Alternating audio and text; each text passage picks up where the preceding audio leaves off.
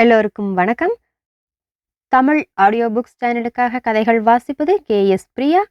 அறிவு கதைகள் 100. கதை 33. மொட்டை தலைக்கு சுங்கம் உண்டா? ஒரு ஊரிலே பெரிய மாரியம்மன் கோவிலில் திருவிழா நடந்தது. அக்கம் பக்கத்திலுள்ள ஊர்களிலிருந்து ஆயிரக்கணக்கான மக்கள் அங்கே வந்து வழிபாடு நடத்தினர். வேண்டுதலை நிறைவேற்ற மொட்டையடித்துக் கொண்டனர். அவர்களில் ஒருவன் தன் குடும்பத்துடன் மொட்டையடித்துக் கொண்டு திருவிழாவையும் கண்டுகளித்துவிட்டு ஊர் திரும்பினான். வழியிலே ஒரு சுங்கச்சாவடி.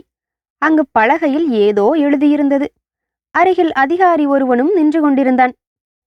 இவன் அவனிடம் போய், மொட்டை தலைக்கு சுங்கம் உண்டா என்று கேட்க, அவனும் ஆமாம், தலைக்கு கால்பணம் என்றான்.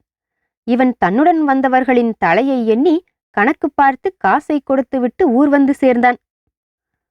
தன் ஊரில் திருவிழாவுக்கு போய் மொட்டையடித்து வந்தவர்களை பார்த்ததும், நீங்கள் எவ்வளவு சுங்கம் கொடுத்தீர்கள் என்று விசாரித்தான். அவர்கள் அனைவருமே, சுங்கமா? நாங்கள் ஒன்றும் கொடுக்கவில்லையே என்று சொன்னார்கள். பிறகு எப்படி உங்களை சுங்கச்சாவடியில் வெளியே விட்டார்கள் என்று இவன் கேட்டான்.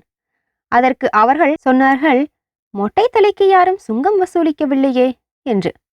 அப்போதுதான் அவனுக்கு ஒரு உண்மை புரிந்தது. தவறு நம்முடையதுதான். நான் போய் வழியை கேட்டதால் தானே அவன் தன் வருமானத்திற்கான வழியை தேடி செய்து கொண்டான் என்று எண்ணி வெட்கப்பட்டான்.